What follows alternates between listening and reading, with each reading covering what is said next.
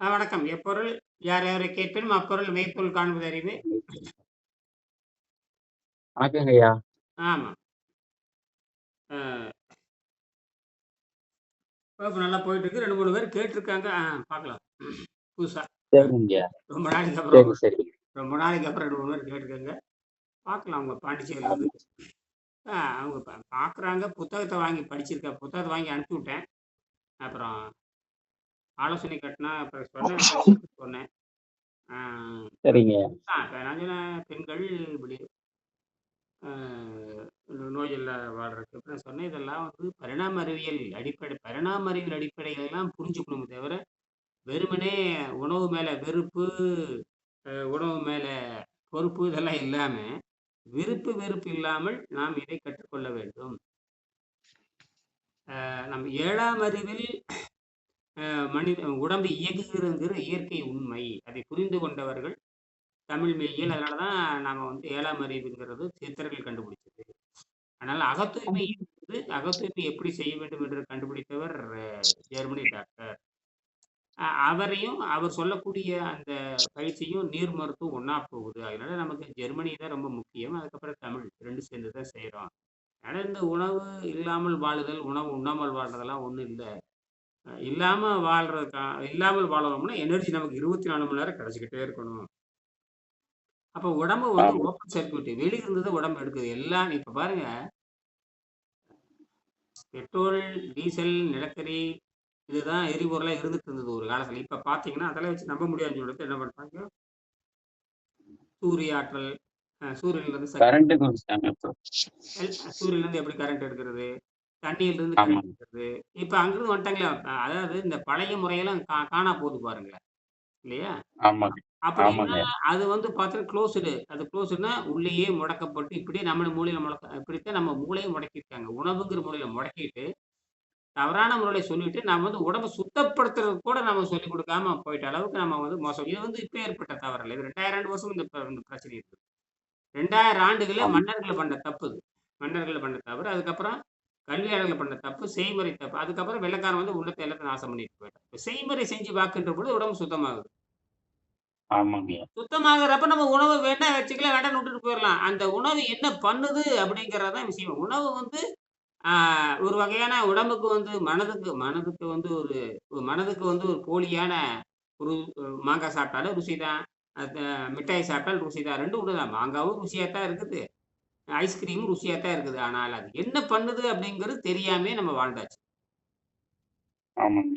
இது ஆரம்பத்துல இருந்து தவறு தான். இது வந்து 2000 வருஷம் இருக்க தவறு. கடைசியில வெள்ளைக்காரன் வரைக்கும் வந்துச்சு. இப்ப இருக்கிற 2026 வரைக்கும் தவறு நடந்திருக்குது. அதனால அத புரிஞ்சுக்கிட்டா நீங்கள் செய்ய முடியும்னு பெண்களுக்கு சொல்லியிருக்கேன். பார்க்கலாம். ஆ இருக்கட்டும். இப்ப நீங்க எப்படி போயிட்டு இருக்குது? அதான் விஷயம். இன்னைக்கு கூட ஒரு அப்ப காணொளி போட்டிருந்தேன். அடுத்தது நான் வந்து எனர்ஜிய பத்தி தீவிரமா காணொளி தினம் 2, 3 போட்டுர்றேன். எல்லாம் அது பார்த்துட்டே பார்க்கலையா? டெய்லி நீங்க போட்றீங்க. அந்த 8 மணிக்கு போட்றீங்க. ம். அப்புறம் பகல் 1. அதெல்லாம் பார்த்துக்கிட்டு தான் இருக்கேன். ஆமா 2, 3 போகுது. அதுக்கப்புறம் அந்த ஆராய்ச்சி வந்து நெறைய போயிட்டு இருக்குது. அது போட்டுட்டே சரி. இருந்தேன். இப்ப இந்த அ இது வந்து நம்ம வந்து இந்த விசை, அதாவது ஃபண்டமெண்டல் ஃபோர்ஸ புரிஞ்சுக்காம யார் செஞ்சாலும் தோல்வி தான் அடையும். ஃபண்டமெண்டல் ஃபோர்ஸ்னா அடிப்படை அடிப்படை ஃபண்டமெண்டல் ஃபோர்ஸ்னா அடிப்படை ஆற்றல் அப்படின்னு 4 இருக்கு. காந்த விசை, ஈர்ப்பு விசை, அப்புறம் வந்து அணுக்கரு விசை. அது நியூக்ளியர் ஃபோர்ஸ். அ அதுக்கப்புறம் நியூக்ளியர் வீக் ஃபோர்ஸ்ன்னு சொல்றாங்க. அந்த வீக் ஃபோர்ஸ் இப்ப நான் ஆராய்ச்சி பண்றேன். அதுதான் அந்த கிராஃபைட், தோரியம் இதெல்லாம். கிட்டத்தட்ட ஓரளவுக்கு வெற்றி அடைஞ்சிருக்கிறேன். இப்ப அத வந்து 0 பண்ண முடியும். 1 பண்ணல கண்டுபிடிச்சிருக்கேன் இதெல்லாம். எதிர்காலத்துலலாம் வந்து பெரிய விஷயம் வர்றப்போ நாம வந்து கடல்ல இருக்கிற மணல், கருப்பு மணல், ஆற்றில் இருக்கிற சரி. கருப்பு மணல், இதுலலாம் பார்த்தீங்கன்னா அந்த வீரியம் இருக்குது. தோரியம்ங்கிற வீரியம் இருக்குது. அதையும் அப்புறம் கிராஃபைட் இதுத்தையும் கலந்தோம்னா, நிச்சயமா அந்த கதிர்வீச்சு வந்துகிட்டே இருக்கும். இது வந்து இப்ப பேட்டரியில இருக்கிற பவர் இருக்கிற வரைக்கும் 1க்கு 10 மடங்கு மின்சாரத்த குடுக்குது. பேட்டரியில இருக்கிற கதிர்வீச்சு நின்னுனதுக்கு அப்புறம் போயிருது. இது கிட்டத்தட்ட ஓப்பன் சர்க்யூட். இதே தான் உடம்பும் இயங்குது. பேட்டரி எப்படி இயங்குதோ, இப்ப நான் கண்டுபிடிச்சது நோக்கம் என்னன்னு கேட்டீங்கன்னா, இது எப்படி வெளியிருந்து இழுக்குது அப்படின்னா, அதுவும் காத்துல இருக்கிற நைட்ரஜன் இருக்கிற அந்த இழுத்து பேட்டரிக்கு சார்ஜ் பண்ணி, கடைசியில பேட்டரியினுடைய இந்த வேதிப்பொருள் தீர்ந்ததுக்கு அப்புறம் அது செத்து போகுது. அப்புறம் அத மீட்க முடியாது. ஆனால் அதுக்கு தொடர்ந்து மீட்கணும்னா, இயற்கையான ஒரு ஆற்றல இருந்து குடுக்கணும். அதுக்கு பார்த்தீங்கன்னா, இந்த ஆற்று மணல், கடலோரத்தில இருக்க மணல், இந்த மாரி நம்ம இந்தியால மட்டும் அந்த மணல் இருக்குது. அந்த கருப்பு மணல். அது வந்து தோரியம். அது ரொம்ப வீக். அது வந்து மின்சாரத்த குடுத்துக்கிட்டே இருக்கு. அது ஒரு தூண்டல் குடுத்துக்கிட்டே இருக்குது.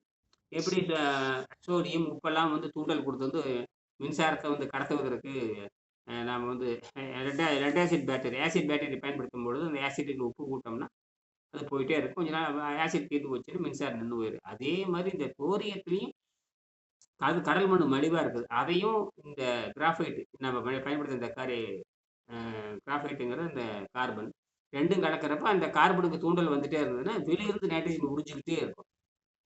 அப்புறம் சரிங்க. அந்த பேட்டரி தீராதுங்கிறது இப்ப நான் கண்டுபிடிச்சிருக்கேன். இப்ப அந்த மணல் இப்ப நமக்கு கிடைக்குமான்னா, அது ஆத்துல போய் தேர்ந்தெடுக்கணும். ஆத்துக்கு போகணும். சாதாரண ஆறு, குளத்துக்கு போகணும். அங்க இருக்க மணல் எடுக்கணும். ஆ ஐயா உங்க இடத்துக்கு பக்கத்துல ஆறு இருக்கு இல்லையா? மலை, ஆறுலாம் இல்லீங்களா? இருக்கு. அந்த அந்த கருவியுடைய விலை வந்து அத செக் பண்ற கருவியோட விலை ரூ. 8000 வருது. ஓ! சரி, சரி, சரிங்க. ஆமா. ரேடியேஷன் அளக்கிறதுன்னு சாதாரண விஷயம் இல்ல. அது அது ஆமா. மில் கீகர் மில்லர் கவுண்டர்ன்னு பேரு. அது வந்து ரூ. சரி. 8000 போட்டிருக்கான். 8000த்துலருந்து போட்டிருக்கான். மினிமம் 6000த்துலருந்து இருக்குது. ஓ! சரி, சரிங்க. 8000 யாராவது வாங்கி குடுத்தாங்கன்னா நான் பண்ணி ஆரம்பிச்சுருவேன். இது ரூ. 8000 போட்டு நான் பண்ணி என்ன பண்ண போறேன்? யாரும் செய்ய மாட்டாங்க இல்லையா? நம்ம ஒரு ஆராய்ச்சிக்கு பயன்படுத்தலாம். யாராவது வாங்கி குடுத்தா ஆமா. நான் செஞ்சுட்டு போயிருவேன். செஞ்சு உண்மைய சொல்லிருவேன் தவிர, அது மார்க்கெட் பண்ணணுங்கிறது 10 வருஷம் ஆகும். அதனால முதல்ல கண்டுபிடிச்சாச்சு. இது வந்து உண்மையாலுமே அ அணுக்கரு விசைன்னு சொல்லியிருக்கானுங்க. ஏற்கனவே அ அணுக்கரு மென்மையான விசை இப்ப மென்மையான விசைய கண்டுபிடிச்சாச்சு. ஆ. அதற்கான மென்மையான விசைய கண்டுபிடிச்சு அது எப்படி போகுது, வருதுன்னு கண்டுபிடிச்சாச்சு. அதுக்கு வந்து அந்த ரா மெட்டீரியல் வந்து அந்த ஆற்று மணல் தான். ஆற்று சரிங்க. மணல் அந்த கருப்பா இருக்கிற மணல். அது வந்து கருப்பான இருக்கிற மணல். அது கடல் ஓரத்தில இருக்கிற கடல்னா கடல் ஓரத்தில இருக்கிற அ அந்த கருப்பு மணல். இந்த வெள்ளை மணல விட உள்ள அந்த கருப்பு மணல் இருக்கும். கலந்து பார்த்தா, மழை காலத்தில அந்த கருப்பு மணல் தெரியும். அப்படியே அந்த கருப்பா இருக்கும். அதில பார்த்தீங்கன்னா, மேக்னெட் வச்சு பார்க்கணும். மேக்னெட் வச்சு பார்த்து அதெல்லாம் ஒட்டுனதுக்கப்புறம், மேக்னெட் ஒட்டாம இருக்கிற கதிர்வீச்ச எடுத்து பார்க்கணும். அதை எடுத்து அந்த கதிர்வீச்சு பார்த்தோம்னா, நமக்கு ஒரு 10 சீவர்ட் இருக்கணும். மைக்ரான் சீவர்ட் 10 மைக்ரான் இருந்ததுன்னா, அந்த மைக்ரான் பொடியும் ஒண்ணுமில்ல கிராஃபைட் பொடியும் கலந்துட்டோம்னா, பேட்டரி எப்பவுமே வத்தாது. பேட்டரி எப்பவும் வத்தாது. ஏன்னா அது வந்து கதிர்வீச்சுங்க. அது ஒரு கதிர்வீச்சு 1,00,000 ஆண்டு 1,00,000 ஆண்டு தூண்டிக்கிட்டே இருக்கும். சரி. சூரியன் இருக்கிற வரைக்கும் எப்படி? சூரியன் இருக்கிற வரைக்கும் ஆற்றல் இலவசம் தானே! ஆமாங்க. காற்று இருக்கிற வரைக்கும் ஆற்றல் இலவசம். கடல் ஆடிட்டே இருந்ததுன்னா, இப்ப எல்லாத்துலயும் மின்சாரம் எடுக்க ஆரம்பிச்சுட்டாங்க. இப்ப உனக்கு வெள்ளைக்காரனுடைய கொள்கையே தப்பா இருக்குதுங்க. வெள்ளைக்காரன் கொள்கை கரெக்ட் தான். அவன் என்ன பண்ணிட்டான்னா, அவனுக்கு பிரிக்க தெரியல. அதாவது உள்ளடக்கிய சுற்று, வெளி சுற்றுன்னு 2 இருக்குது. குளோஸ்டு சர்க்யூட்ன்னு ஒண்ணு இருக்குது. ஓப்பன் சர்க்யூட்ன்னு சொல்லுவாங்க. குளோஸ்டு சர்க்யூட்ன்னா அதுக்குள்ளேயே அது ஒரு வண்டியில பெட்ரோல் போட்டோம்னா, 10 லிட்டர் போட்டோம்னா, 10 லிட்டர் தீர்ந்து போச்சுன்னா, அதோட முடிஞ்சு போச்சு. அதுலருந்து வெளியிருந்து அந்த இன்ஜின் வந்து வெளியிருந்து இழுக்காது. இன்ஜின் வந்து இழுக்காது. இழுக்காது. பெட்ரோல் அவ்வளதான். பெட்ரோல் ஊத்துனீங்க, அது ஓடுச்சு நின்னு அதுக்காக வண்டி வடிவமைக்கப்பட்டது. இவன் என்ன பண்ணிட்டான்னா, அந்த பெட்ரோலுக்கு போடுற என்ஜின வச்சுட்டு மொத்த பிரபஞ்சத்தையும் கணக்கு போட்டான் முட்டாளுங்க. என்னது? மொத்த மொத்த பிரபஞ்சத்தையுமே இது பண்ணி வச்சிருக்காங்க மாத்தி. ஒரு பெட்ரோல் என்ஜின கணக்கு வச்சுக்கிட்டு, அதுக்கு பேரு தெர்மோடைனமிக் செகண்ட்லான்னு அந்த முட்டாளுக்கு பேர் வச்சிருக்கானுங்க. அது வந்து பெட்ரோல் என்ஜினுக்கும், பெட்ரோல் என்ஜின், டீசல் என்ஜின், நிலக்கரியில் ஓடுகின்ற ரயில் என்ஜின், அப்புறம் வந்து அ யுரேனியம் யுரேனியத்தை பயன்படுத்துகின்ற நியூக்ளியர் பவர் ஸ்டேஷன், அணு மின்சாரம் அதெல்லாம் கரெக்ட் தான். அதெல்லாம் தீர்ந்து போச்சுன்னா முடிஞ்சுது. அது வெளியிருந்து உறிஞ்சாது. ஆனால் சூரியனிலிருந்து மின்சாரம் வருது. இப்போ ஒரு தகடு வைக்கிறான். வெளியிருந்து அந்த மின்சாரத்த உறிஞ்சுக்குது. 15,00,00,000 மைலுக்கு அப்பால் இருந்து மின்சாரம் வருது. சரியா? சரிங்க. அப்ப அது வெளியிருந்து வருதுன்னு அர்த்தம். அப்ப நம்ம சுவாசம் பண்றோம் இல்லையா? வெளியிருந்து தானே காத்து எடுத்துக்கிறோம். ஆமாங்க. சுவாசத்த எங்கிருந்து எடுத்துக்கிறோம் நாம? வெளியில இருந்து தான் எடுக்கிறோம் காற்று. மூக்க புடிச்சு ஒருத்தன் செத்து போயிருவானா இல்லையா? அவன் 1 நிமிஷம் மூக்கத்த புடிச்சு அமுத்துங்க அவன் செத்து போயிறானா இல்லையா? ஆமாங்க. அவன் செத்துருவேன். என்னதான் சாப்பிட்டு பிரியாணி சாப்பிட்டு, கோழி சாப்பிட்டு, குஸ்கா சாப்பிட்டான், புரோட்டீன் சாப்பிட்டோம், ஃபேட், கொலஸ்ட்ரால் எல்லாமே சாப்பிட்டோம். அதனால என்ன? ஏன் மூச்சு ஒரு சக்தி தானே. மூச்சு நீ சாப்பிட்டதால உன்னை காப்பாத்தாது அடுத்து. இது வெளியிருந்து போகுதுன்னு எவனும் சொல்லவே இல்ல இந்த முண்டங்கள். நல்ல வேளை நம்ம கண்டுபிடிச்சாச்சு. வெங்கடேசன் கண்டுபிடிச்சுட்டாரு. அது மட்டும் போகல. ஆமா. டாக்டர் அர்னால்டு வந்து ஆக்ஸிஜன் மட்டும் இல்லடா, நன்கு சுத்தமாகுறப்ப நைட்ரஜன தாண்ட நல்லா இருக்குது. நைட்ரஜன் தாண்ட புரோட்டீனா போகுது. தெளிவா சொன்னாரு 150 வருஷத்துக்கு முன்னாடி. எவனும் ஏத்துக்கல. எவனும் ஏத்துக்கல. அதனால தான் அவரு அமெரிக்கா போயிட்டாரு. நல்ல வேளை வெங்கடேசன் அத புடிச்சுட்டாரு. வெங்கடேசன் அத புடிச்சங்காட்டி தான் அந்த கொடூர நோய்கள் குணமாகி இன்னைக்கு இருங்க சாதாரண ஏழை மக்கள் கூட சர்க்கரை நோய் குணமாக்கறதுக்கு நோயின்னு வந்துட்டா 5,00,000 கடன் வாங்கியாவது செஞ்சுறானா இல்லையா? ஆமாங்கய்யா. பணக்காரன் விட்டு தள்ளுங்க. பணக்காரன் வந்து 5,00,00,000, 10,00,00,000 ஜெயலலிதா 10,00,00,000 செலவு பண்ணப்ப செத்து தான் போனாப்ல. ஆனால் சாதாரண ஏழை கூட அந்த நோய் முத்திடுதுன்னா தப்பிக்கிறதுக்கு ஏதாவது வழி இருக்கான்னு பார்த்து எப்படியோ அதை 5,00,000 குடுத்து பண்ணி கடைசியில செத்து தான் போறானே தவிர, நல்லாகுறது இல்ல. அப்ப அது இதுலருந்து என்ன தெரியுதுன்னா, இந்த இந்த கலை தெரிஞ்சுக்கிட்டதுக்கு 2 பேத்துட்ட பேசுங்க. இந்த கலை நீங்க தெரிஞ்சுட்டீங்கன்னா, வேணும்னா வச்சுக்கலாம், வேண்டாம்னா விட்டுறலாம். உடம்பு தின்னீங்கன்னா, உடம்பு கெட்டு போகும். திங்காம விட்டா வந்து உடம்பு நல்லா இருக்கு. இதுதான் இயற்கை விரும்புது. இயற்கை வந்து ஆற்றலிருந்து எடுத்துக்க சொல்லுது. ஆமாங்க. உணவுலிருந்து உணவுலிருந்து எடுத்தா யாருமே நோய் உணவுலிருந்து எடுக்கிறதா இருந்தா டாக்டருக்கும் நோய் வரக்கூடாது, வக்கீலுக்கு நோய் வரக்கூடாது, கவர்னருக்கு நோய் வரக்கூடாது, முதல்வருக்கு நோய் வரக்கூடாது, ஜனாதிபதிக்கு எவனுக்கும் நோய் வரக்கூடாது இல்லையா? ஆமாங்க. ஆட்சி ஆள தெரிஞ்சவனுக்கு ஆரோக்கியத்தை ஆள தெரியாதான்னு கேட்கிறேன். தெரியல. அதுதான் தெரியல யாருக்குமே. யாருக்குமே தெரியல. ஆட்சி ஆள தெரியுது, 100 கோடி ஆமாங்க. சம்பாதிக்க தெரியுது, சினிமால போய் ஆட்டம் போட தெரியுது, வந்து நாட்ட புடிக்க தெரியுது. ஆனா ஆரோக்கியம் மட்டும் ஆஸ்பத்திரிக்கு போனா என்ன அர்த்தம்? ஆமாங்க. அப்ப இங்க தான் வந்து ஒருத்தருங்கயா இதுல YouTubeல ஒருத்தர் போட்டிருக்காருங்கயா, நம்ம ஜெயபிரகாஷ் மாரி டயாலிசிஸ் பண்றாருங்கயா. அவருக்கு கிட்னி 2 போச்சுங்கயா. ம் தப்பிக்கலாமே, தப்பிக்க வைக்கலாம் அவர. அதாங்கய்யா. அது நான் உங்களுக்கு அந்த லிங்க் அனுப்பிச்சுடுறேன்யா. அவரோட வீடியோ அவர் வந்து இதுக்காகவே வந்து வீடியோ போட்டிருக்காருங்க. ஒரு YouTube சேனல் தொடங்கி. ஆ. ந நான் இவ்வளவு தூரம் அதாவது அவருக்கு வந்து இப்ப 2 கிட்னி ஃபெயிலியர் ஆகி டயாலிசிஸ்ல இருக்காரு. அப்ப கொஞ்ச நாள் தான் இருப்பாரு. அப்புறம் இறந்துருவாரு. 40, 50, 100 தான் போகும். அதாங்க ஆ. அதாங்க அவரே வீடியோ போட்டிருக்காரு. உணவால தான் நான் இந்த இந்த அளவுக்கு பாதிக்கப்பட்டிருக்கேன். தயவு செய்து உணவ வந்து எல்லாரும் மறுத்து செயல்படுங்க அப்படி சொல்லி போட்டிருக்காருங்க. அதுக்கு அதுக்கு கீழ கமெண்ட் பண்ணுங்க. என்ன ஃபோன் நம்பர் உங்க ஃபோன் நம்பர் என்ற ஃபோன் நம்பர் குடுத்துருங்க. குடுத்து இதுல சரிங்கய்யா. நோய் நோய் குணமாகும்ன்னு சொல்லுங்க. சரிங்கய்யா. சாகறதுன்னு ஆயிப்போச்சு குணப்படுத்திட்டு அதாவது சாகறதுன்னு ஆயிப்போச்சு. இதுல முயற்சி பண்ணி பார்க்க வேண்டியதுதானே. சாகறதுன்னு ஆயிப்போச்சு. சரியா? ஆமாங்க.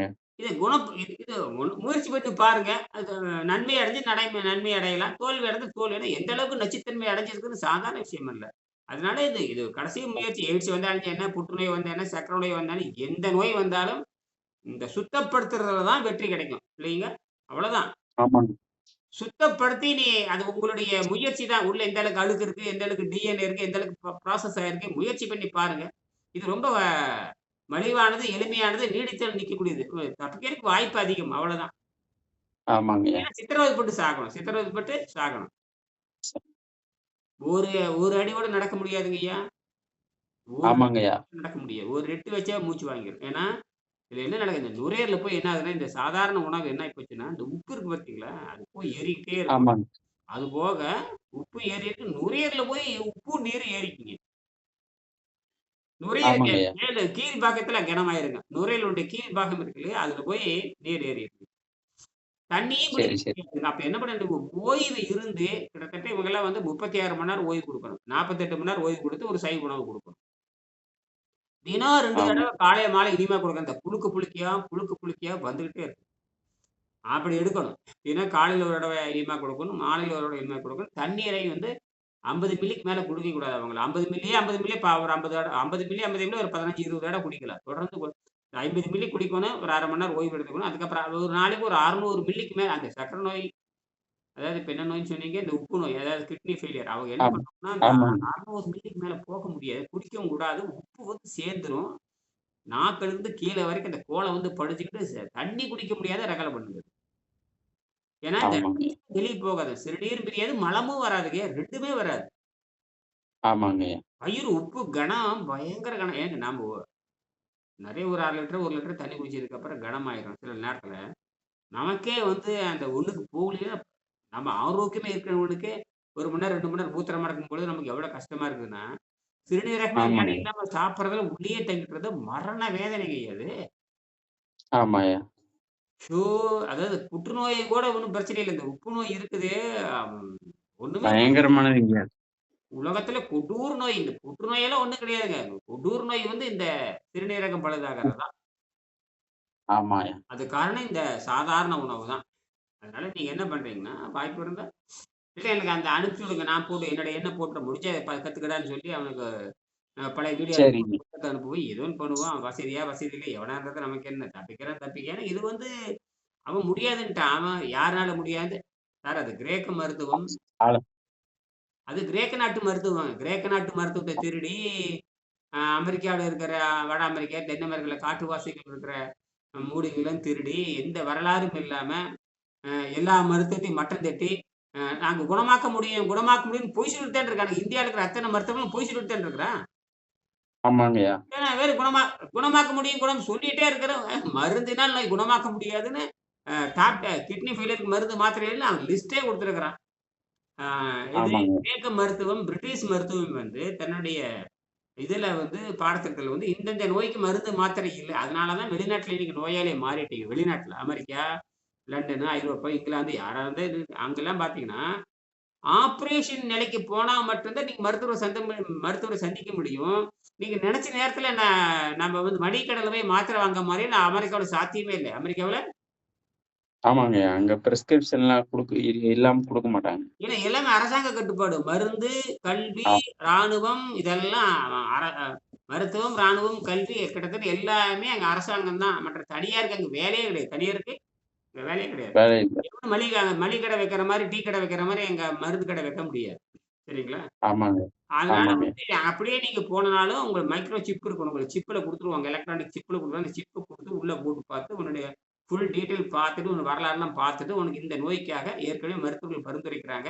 அதன்படி உங்களுக்கு மருந்து குடுக்கலான்னு அந்த கம்ப்யூட்டர் சொன்னா தான், அந்த மாத்திரை கிடைக்குமே தவிர, நீ எனக்கு மாத்திரை குடுங்கன்னு சொன்னா குடுக்க மாட்டாங்க எங்கேயுமே. அப்படி சாத்தியமே இல்ல. அது வந்து அரசாங்க விதிப்படி கிடையாது. அதனால தான் அங்க என்னன்னா, நோய் முத்திட்டா அவ்வளோதான். அமெரிக்கால கண்டுக்க மாட்டாங்க யாருமே. எந்த டாக்டரும் கண்டுக்க மாட்டாங்க. எந்த டாக்டரும் கண்டுக்க மாட்டாங்க. அது மட்டும் இல்ல. அறுவை சிகிச்சை பண்ணணும்னு நிலை வந்தா மட்டும் தான் மருத்துவர்கள் சந்திக்க முடியும்னு விதியே இருக்கு. நீங்க நெனச்ச மாரி நம்ம போய் ரூ.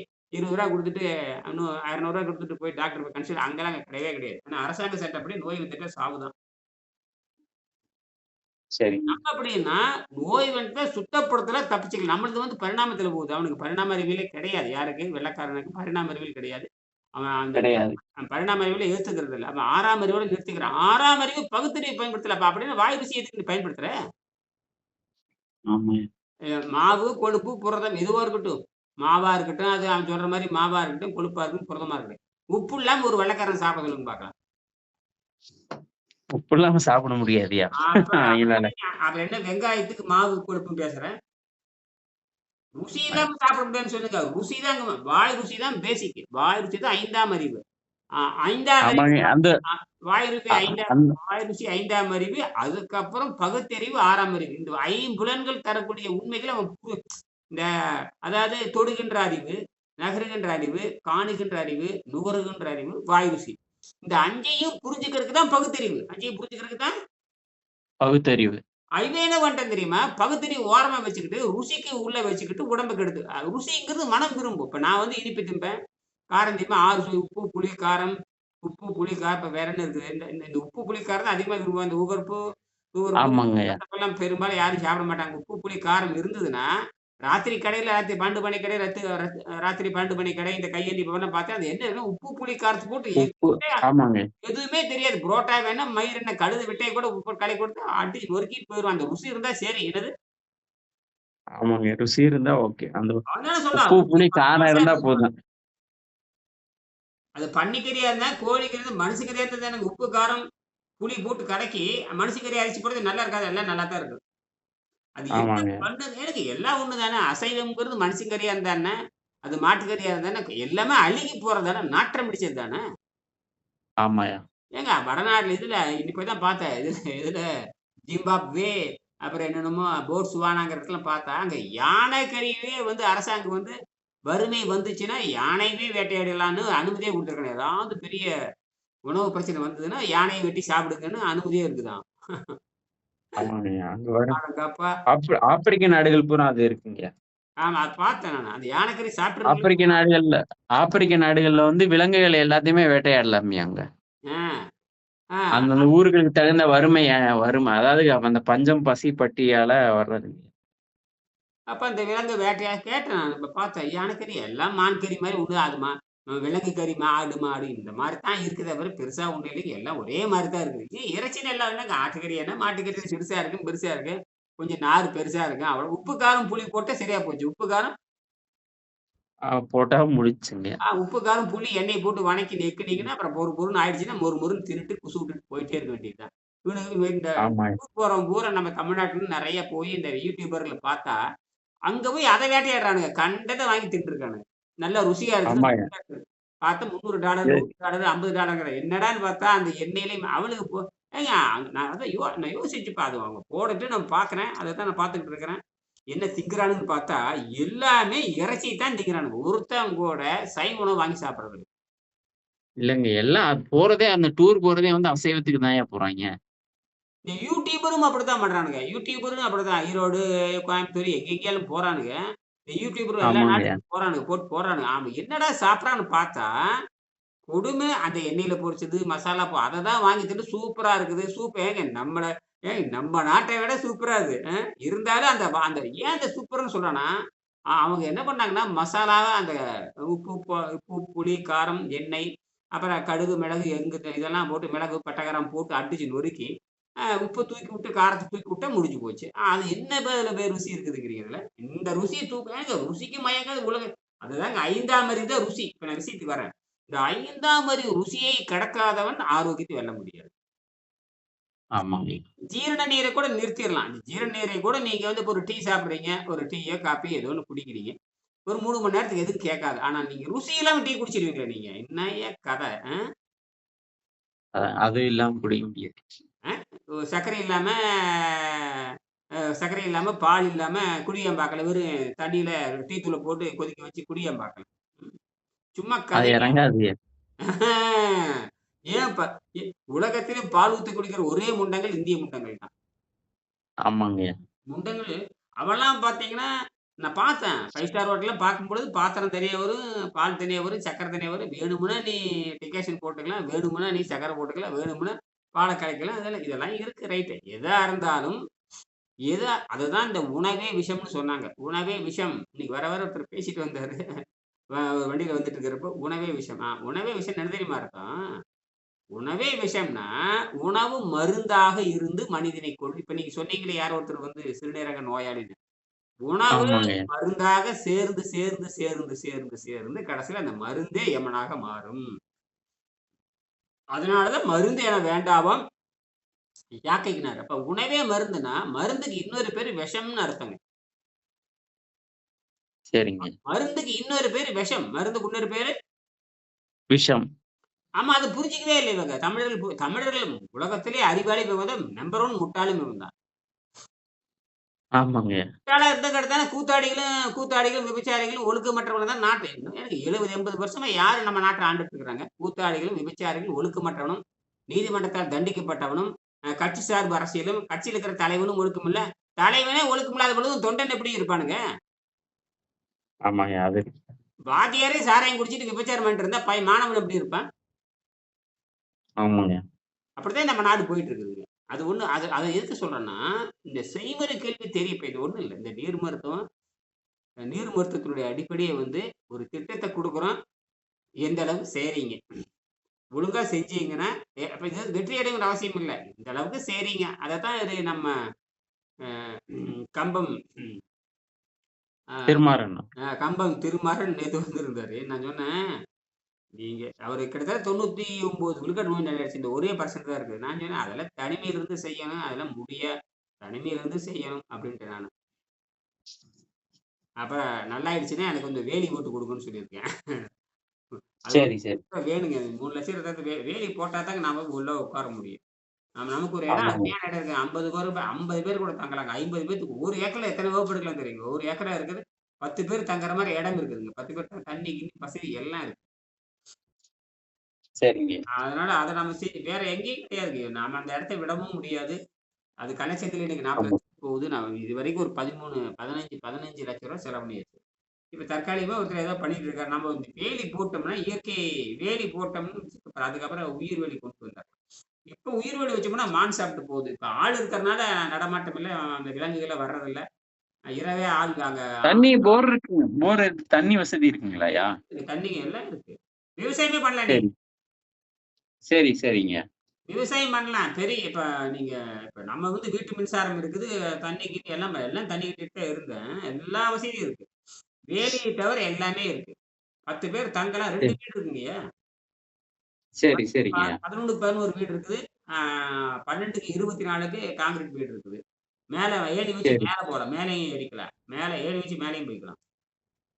சரிங்க. எல்லா வசதியும் இருக்குது. ஆமா. அந்த வேலி போட்டு ஏன் வேலி தேவையில்ல. ஏன் வேலி போடுறோம்னா, நாம வந்து செடிகள பாதுகாக்கிறதுக்கு வேலி போட்டா தான் செடிகள பாதுகாக்க முடியும். நான் அது கவனிக்கல நானு. கொஞ்சம் நான் ஆரம்பத்துல நல்லா கவனிச்சிருந்தேன்னா, பண்ணியிருக்கலாம். செலவு நெறைய ஆனங்காட்டி இப்ப பண்ண முடியல. இப்ப 2, 3 லட்சம் ரூபாய் இருந்ததுன்னா அத பண்ணிருவேன். இப்ப இல்ல.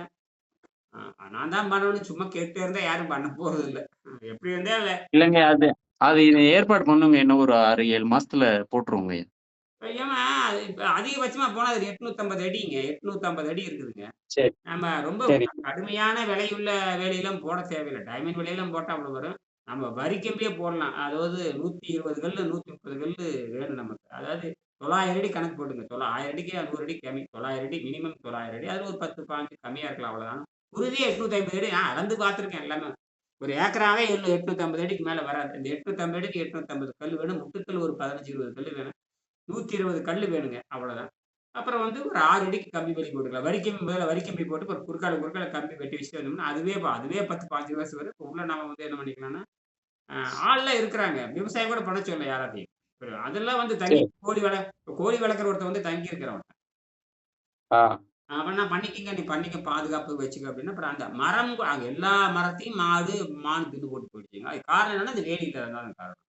நான் உயிர் வேலியே சரி. திருடு போயிருது. அப்படின்னு என்னங்க, அப்ப முதல்ல கம்பி வேலி ஏன்னா அது வந்து நம்ம மலையடிவாரத்தை வச்சுட்டு நாம வந்து உயிர் வேலி பண்ண முடியாது. ஆமாங்கய்யா. அதுக்கு தீனியே உயிர் வேலியா போகுது. அதுதான் தீனியே உயிர் வேலி. உயிர்வேலி. ஆமா நேரா பச்சை அடிச்சா நேரா ஒடியாந்துருது. அப்ப நான் கவனிக்கலைங்க. நான் அத ரொம்ப கவனிக்கல. இல்லாட்டா ஆரம்பத்திலேயே வேலி போட்டிருந்தேன்னா, இந்த பிரச்சனை எனக்கு இல்ல. அப்புறம் இந்நேரம் எனக்கு சரியா வரும். அங்க போய் உட்காந்துருப்பேன். இன்டர்நெட் வசதி கொஞ்சம் கம்மியா இருக்குதுங்க. அவ்வளவுதான். இல்லாட்டி இந்நேரம் அங்க போய் உட்காந்துருப்பேன். நான் சரி, இருக்கிறது சரி. தானே இருக்கேன். ஆமாய்யா. இப்ப ஜியோலாம் போட்டு அங்க போயிரலாம். ஜியோ இப்ப 5G வந்ததுன்னா அங்க போய் உட்காந்துக்கலாம். பிஎஸ்என்எல் 5G போட்டா நேரடியா நெட் கனெக்ஷன் குடுத்து, வகுப்பு நல்லா கவனிச்சுட்டு தான் இருக்காங்க. இப்பதான் மறுபடியும் இந்த 3 மாசத்துக்கு அப்புறம் 4 மாசமா அதுக்கப்புறம் இன்னைக்கு தான் 2, 3 பேர் தொடர்ந்து பேசி நான் சேர்ற மாரி சொல்லியிருக்கிறாங்க. சொன்னேன். இப்படி இருக்கு. சரிங்க. இந்த 30 நாள் கட்டுறது வந்து நோய் கடுமையா இருந்தா 50,000 ஃபீஸ். அது 30 நாள் தான் பயிற்சி குடுப்பேன். இல்லையா, 1 நாள், 2 நாள் பயிற்சி குடுக்குற 10,000 அதோட என்கிட்ட தொடர்பே இருக்கக்கூடாது. அதோட நீ இந்த வீடியோ பார்த்து செஞ்சுக்கோ. நீயே போய்க்கோ. தொடர்ந்து வர்றதா இருந்தா பணம் கட்டிட்டு தான் வரணும்னு சொல்லியிருக்கேன். தொடர்ந்து வர்றதா இருந்தா பணம் கட்டிட்டோம். ஆமா. இல்லாட்டா நீ ஒண்ணும் அது ஒத்துருக்குறேன். அதுவும் வசதி இருந்தா மட்டும் வா. இல்லாட்டா வராதேன்ட்டேன் நானு. வசதியே இல்லையா, புத்தகத்த வாங்கி படிச்சு, வீடியோல இருக்க சொல்றபடி அப்படியே நடந்துக்கோ. தப்பிச்சுக்கலாம். அவ்வளோதான். மற்றபடி சரி. சும்மா சும்மா வந்து கேள்வி கேட்டுல இருக்கக்கூடாது. பார்க்குறாங்க எல்லாருமே. ஆமாங்க. நான் தான் மணிபம் இருக்குது. நீயே செஞ்சுக்கலாம். எல்லாம் சொல்லியாச்சுங்க. அப்புறம் ஏன் செய்ய மாட்டேங்கிறீங்க? ஆமாங்க. ஆ? இன்னுமே புரிதல் வரணுங்கய்யா. அப்புறம் 8500 வீடியோ போட்டாச்சுங்க. 8,00,000 10,00,000 பேர் பார்த்துட்டு இருக்கிறாங்க. 5000 சப்ஸ்கிரைபர் வந்தாச்சு. இதுக்கு மேலக்கு என்னங்க? ஆ 5000 பேர் சப்ஸ்கிரைப் பண்ணியிருக்கானுங்க. கிட்டத்தட்ட 8500 டாக்டர்ட்ட வீடியோ போட்டாச்சு. டாக்டர்ட்ட டாக்டர்ட்ட போய் ஒரே டயத்துல 70,000, 80,000 கேட்டவனும் குடுத்துடுறாங்கய்யா. ஆமா.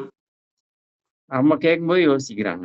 அது ஒண்ணும் பண்ண யோசிக்காம இத வந்து இத வந்துங்கய்யா, இந்த நீர் மருத்துவத்த வந்துங்கய்யா, ம், யோசிக்கவே தேவையில்லைங்கய்யா. 100% ரிசல்ட்டுங்கய்யா. ம். தைரியமா வந்து செய்றவங்களுக்கு வந்து தப்பிச்சுக்கலாம்யா. அது இன்னும் நான் சொல்லியிருக்கேன். வேணும்னா செய்யுங்க. இல்லன்னா விட்டுருங்க. விட்டு விட்டு கூட செய்யலாம். நீ கன்டினியூவா செய்யணும்னு கூட அவசியம் இல்ல. கன்டினியூவா செய்யணுங்கிறது கூட ஆமாங்க. இல்லங்க இருந்தாலும் ஃபர்ஸ்ட்டு வந்து ஒரு குறிப்பிட்ட நாளுக்கு வந்து ரெகுலரா ஒரு செய்யணுங்கய்யா. மாசமாவது ஒழுங்கா செஞ்சா போதுங்க. ஒரு மாசம் வந்தா கூட 30% ஆமாங்கய்யா. 30, 35% ரிசல்ட் வந்துரும். ஆமாங்கய்யா. அதுல எந்த சந்தேகம் கிடையாது. ஏன்னா என்னங்க உலகத்திலே கொடூர நோய்ங்கிற அதிகமா விற்பனையாகிறது சர்க்கரை நோய்க்கு தானங்க அதிகமா மருந்து விற்பனையாகும். உலகத்திலே டாப் ஆமா, சர்க்கரை நோய் தான். சரிங்களா? அதெல்லாம் ஆமாங்க. அதெல்லாம் 10வது நாள்ல காணாம போயிருங்க. 10வது நாள் காணாம போயிருதுங்க. அதுக்கப்புறம் அந்த கரைச்சி அந்த 10வது நாள்ல நியூட்ரல் ஆயிருங்க. 3வது நாள், 4வது நாள் நியூட்ரல் வந்து பிசு பிசு போயிருங்க. பிசு பிசு போயிரும். ஆமா, போனதுக்கப்புறம் ஆமாங்க. ரத்தம் வந்து நல்ல கருஞ்சிகப்புல வர ஆரம்பிக்கும். நீர்த்து போன தண்ணீயிலிருந்து கருஞ்சிவப்பு வருமாறு இந்த பிளட் டெஸ்ட் பண்ணும்பொழுதே கண்டுபிடிச்சிடலாம். அந்த பிசு பிசுப்பு இருக்குதா, நீர் கொல கொலன்னு இருக்கான்னு கண்டுபிடிச்சிடலாம். அவன்லாம் கண்டுபிடிச்சிருவான். அப்படிதான் இவர் சொல்றாரு. ஆமாங்க. 2 மணி நேரம் சொன்னாங்க. 4வது நாள்லயே எங்களுக்கு அந்த ரத்தம் எடுக்கிறப்ப நாங்களே செல்ஃபா எடுத்து செக் பண்ணுவோம். இப்பதான் மானிட்டரே இருக்குது ரூ. 200 ரூ. 300க்கு. ஆமாங்க. மூலிகைகளை கண்டுபிடிச்சிடறோம் ரத்தம் எப்படி இருக்குதுன்னு. அப்ப வந்து எங்களுது பத்திரம் கொல கொலன்னு இருக்கும். தொல தொல தொலன்னு அது கஞ்சிமா இருக்கும். ஆனா இது கெட்டியா மாறுதுன்னா, உண்மையான அடர்த்திக்கு அது. நான் சொன்னேன், அதுதான் உண்மையான அடர்த்தி. அதாவது என்ன சொல்லுவாங்க, இயற்கை அடர்த்தின்னு சொல்லுவாங்க. அந்த இயற்கை அடர்த்திக்கு வர்றதுக்கு அது முயற்சி பண்ணுது. அத கெடுக்கிறது வந்து இந்த சாதாரண உணவு தான். ஆமாய்யா. அத புரிஞ்சுகிட்டவங்க அப்படி புரிஞ்சுகிட்டது தான் நம்ம வந்து கம்பம் அ திருமாறன். புரியுதுங்களா? அவரு என்ன டேட்டிங் ஆமாங்க. பாருங்க. அவரு பாரு என்னை விட ஒரு 2 வயசு மூத்தவர்ன்னு நெனைக்கிறேன். இருந்தாலும், இன்னும் அந்த நான் சொன்னேன், அது ஒண்ணும் நீங்க இந்த இதில அப்புறம் அவரு புரிஞ்சுக்கிட்டாரு. அவருக்கு இந்த 3 வருஷமா மருத்து செலவு இல்லைங்க. பல லட்சம் மிச்சங்க. ஆமாங்கய்யா. பல லட்சம் மிச்சங்க. விளையாட்டு இல்ல. பல லட்சம் மிச்சமாங்கிறது சாதாரண விஷயமா? அவர்ட்ட கூட சொன்னேன், இந்த கம்பி வேலி போடுங்க அப்டின்னேன். சரி, நான் நீங்க ஒண்ணும் பணம்லாம் தர வேண்டாம். இதையாவது செய்யுங்க அப்டின்னாரு. நான் கொஞ்சம் கவனமா இல்லாம இருந்தேன் போயிட்டுங்க. ஆரம்பத்துல கொஞ்சம் எடுத்திருந்தேன்னா, அத பண்ணிருக்கலாம். அப்ப வந்து கவனிக்கல நான். இல்லாட்டினா இல்லைங்க இந்நேரம் இல்லைங்க பண்ணிருவோங்க. அதுக்கு அது ஏற்பாடு பண்ணிருவோங்க. ம். சரி. அப்புறம் அது எப்படி உறுதியா ம். ஸ்டெப் எடுத்து நம்ம பண்ணுவோம்யா. அது போட்டோம்னா, அப்புறம் எல்லாரும் போய் உட்கார்ந்துக்கலாம். எப்ப மாசம் அங்க சந்திச்சு நம்ம ஒரு ஆமாங்க. பராமரிப்பு வேலையும் செய்யலாங்க. இல்லாட்டி ஏங்க கோயிலுக்கும், கண்டதுக்கும் போய் கண்டத பண்ணிட்டு, கண்டத தின்னுட்டு வர்றோமே. இந்த இடத்த ஆமாய்யா. இதுதாங்க நமக்கு உலகத்தில் நாம ஒண்ணு தானே நான் வந்து எனக்கு 15,00,000 எனக்கு செலவாயிருக்குது. அதுலருந்து 10 பைசா வருமானம் எடுக்காம இருக்கிறேன்னா, காரணம் இது வந்து காற்றுக்காகவும், ஆரோக்கியத்திற்காக வாங்கப்பட்டது அப்படிங்கிறத நான் பேசாம வச்சுக்கிட்டு வித்து போட்டு போயிருவேனுங்க இந்நேரம். ஆமாய்யா. வித்து எனக்கு 40,00,000க்கு கள்ளச்சந்தையில 40,00,000க்கு போகுதுங்க. விளையாட்டு அங்க வறண்ட நிலமே 30,00,000ங்க. வறண்ட நிலமே 30,00,000. ரோடு போட்டானுங்க. அது பயங்கர ரேட் ஏறிட்டு இருக்குது. நல்ல தார் பஸ்ஸுக்கே தார் ரோடு போட்டாங்க. பஸ்ஸே போலாம். பஸ் லாரிலாம் போயிட்டு தான் இருக்குது. பஸ், லாரி அது சரி, சரி. வாங்குனவங்க எல்லாம் காலேஜ் பசங்க குத்தி அது மலையடிவாரம் போச்சுங்களா, நல்லா வந்து ஒதுங்கறதுக்கு நல்ல வசதி இருக்குதுங்களா, எல்லாம் வந்து சாராயம் ஆமாய்யா. குடிக்கிறதுக்கு அங்க வந்துடுறானுங்க. வண்டி எடுத்துட்டு, பைக் எடுத்துட்டு, கார் எடுத்துட்டு, வண்டி எடுத்துட்டு வந்துடுறானுங்க. என்ன மணிக்கு தொலையுறது? ம். அங்க ஒரு கோயில் இருக்குது. அந்த கோயிலுக்கு நல்லா நான் ஒரு 10, 20 மரம் இருக்குதா, நல்லா உட்காந்துட்டு ஞாயிற்றுக்கிழமையான பூரா சரி. கேங்கு தான் எல்லாம் சேர்ந்துட்டு அங்க தண்ணி அடிச்சுட்டு உட்காந்துருக்காங்க. மலை அடிவாரம். ஆமா. நல்ல காத்து, நல்ல சுத்தமான காத்துங்க. அருமையான காற்று. சரிங்க. பார்க்கலாம். அந்த இடத்துல சோலைவனம் உருவாக்கலாங்க. நாம என்னங்க சரிங்க. ஒரு 10 மரத்த வச்சுட்டு அது பாட்டுக்கு வளருது. இந்த கம்பி வேலி போட்டா கம்பி வேலி போட்டோம்னா, தானாவே மரம் முளைக்க ஆரம்பிச்சுருங்க. ஆமாங்கய்யா. ஏன்னா மாடு உள்ள நுழையுதுன்னா, அப்புறம் உள்ள தானாவே புதர் முளைக்க ஆரம்பிச்சுரும்ல. ஆமா, ஆமாய்யா. மழை 4, 5 மழை பெஞ்சுச்சுன்னா இயற்கை முறையில அப்புறம் பறவை வந்து உட்கார்றது, கொட்டை போடுறது. இது என்னன்னா எல்லாத்தையும் தின்னுட்டு போறோம். அது வளரவே விட மாட்டேங்குது. இந்த மாடு கொடூரமா வந்து தாக்குது. ஒண்ணும் பண்ண முடியாது. அது நம்ம ஒரு மான கூட ஒண்ணும் பண்ண முடியாது. ஆ. அது ரைட். அது போயிட்டு போகுது. நீங்க அ காட்டுல அவ்வளோ இருந்துமே காட்டுல மரம் வளருதுன்னா, அந்த காரணமா அந்த தாக்கு பிடிக்கும் தன்மை முள்ளு கிள்ளு இருக்கிறனால மேல போயிருது. எத்தன மரம் வச்சிருக்கிறேன் எல்லாம் போச்சு. இப்ப கூட ஒரு 10, 15 மரம் தப்பிச்சுக்குதுங்க. இப்ப மரம் அதனால இந்த தண்ணிக்கு மோட்டார்லாம் கழட்டி கொண்டு நான் நண்பர் வீட்ல வச்சுட்டேங்க. இல்லாட்டி மோட்டார் திருடிட்டு போயிருவானுங்க. ஆள் இல்லாதப்ப கழட்டி விட்டு எடுத்துட்டு போனா 1,00,000 போச்சு. ஆமாய்யா. அதனால எல்லாம் போட்டு வச்சிருக்கிறதுல கிணறுக்கே 2,00,000 செலவு பண்ணியிருக்கேன். போர் போடுறதுக்கு 1,00,000ங்க. மோட்டார் ரேட் வாங்குறதுக்கு 1,00,000. வீடு கட்டுறதுக்கு 4,50,000. ம். சரி, சரி. அப்புறம் அது வந்து இப்ப தமிழர் வேளாண்மைன்னு சொல்லிட்டு அத வந்து பூமிய வளப்படுத்துறதுக்காக அதுக்கு ரூ. 1,00,000 செலவு பண்ணி மண்ண தூண்டி மேல தூக்கி போட்டேன். வரப்பு மட்டும் 4 அடி வரப்பு போட்டிருக்கேன். 4 அடி வரப்பு போட்டிருக்கேன். தண்ணி எப்பவுமே உள்ள குறையக்கூடாதுங்கிறதுக்காக. எல்லாம் திட்டமிட்டு பண்ணி, நம்ம வந்து ஒரு சோலை வனம் அவ்வளோதான். காற்று தான் அங்க இருக்கணும். வேற எதுவும் தேவை இது அடிப்படை தண்ணி பண்ணி வச்சாச்சு. கட்டடம் கட்டியாச்சு. எல்லாம் பண்ணியாச்சு. எல்லாம் பண்ணிட்டு கடைசியில என்ன பண்ணிட்டேன்னா, வேலி போடாம விட்டேன். காரணம் இந்த இந்த இந்த விலங்குகளுடைய பாதிப்பு என்னால புரிஞ்சுக்கொள்ள முடியும். அப்புறம் தான் புரிஞ்சுக்கிட்டேன். அதனால 2 வருஷம் போறதில்ல. இல்ல தண்ணி கட்டுறதுக்கு தினமும் போயிருவேன். 2 நாளைக்கு ஒருக்கா தண்ணி கட்ட போயிருவேன். தண்ணி கட்டினாலும் சரி, ஏன் சரி. குடிக்க முடியல, இந்த மான் வந்து வேட்டையாடுறனால, சரி இதுக்கு ஒரு எப்படி 3,00,000 செலவாகாம வாய மூடிட்டு கம்முனு இருக்கேன்னு பேசாம தண்ணியே வேலி போட்டதுக்கு அப்புறம் தான் உயிர் வேலி உள்ள வைக்கணும். இப்ப உயிர் வேலி வச்சோம்னா ஒண்ணும் வேலைக்கு ஆகாது. சரிங்க. ஏன்னா உயிர் வேலி தான் உண்மையான வேலி. ஆனால் இங்க மான் இருக்குது. இதுக்கு என்ன பண்ண போறீங்க? மான யார் காப்பாத்துறது? ஆமாய்யா. அது ஒண்ணும் பண்ண முடியாது. அந்த கொள்கை வந்து அதுக்கு வள்ளுவர் சொல்லுவாரு. நீ எந்த இடத்துல எத செய்யணும் அத முடிவு பண்ணு. உயிர் வேலின்னு சொல்லி போட்டுட்டு நடுக்காட்டுல உயிர் வேலி போட்டேன்னா, மான் மேய்ற இடத்துல உயிர் வேலி போட்டா வந்துருமா? ஏன்னா மான் மேய்ற இடத்துல போய் நீ வந்து விவசாயம் பண்ண முடியுமா? ஒண்ணும் பண்ண முடியாது. முடியாது. அப்ப அதுக்கு தான் உயிர் வேலி வள்ளுவரே சொல்றாரு. வேலி இல்லாமல் எதுவும் பண்ணாதேங்கிறாரு. விவசாயி ஆமாய்யா. சொல்லிக்கிட்ட என்ன சொல்றாரு? தொடுபொழுதி கக்ஸா உனக்கின் பிடித்தெரு வேண்டாது சாலப்படுங்கிறாரு. ஏறிடனும் நன்றாம் எருவிடல் கட்டவென் நீரிடுன்னு அதன் காப்புங்கிறாரு. காப்புன்னு என்ன தெரியுங்க? வேலி அமைக்கிறது வேறு. நீ நீ காப்பு செய்யாம காப்பு செய்யாம பயிர் வளர்த்து என்ன பண்ண போற? அதான் அவர்தான் விஷயம் இருக்கு. பாருங்க, முயற்சி பண்ணுங்க. எப்படி நிலவரம் சரி. மறுபடியும் நம்ம பேசுவோம். சரிங்களா? நன்றிங்க. வணக்கம். சரிங்க. ஓகே, நன்றி.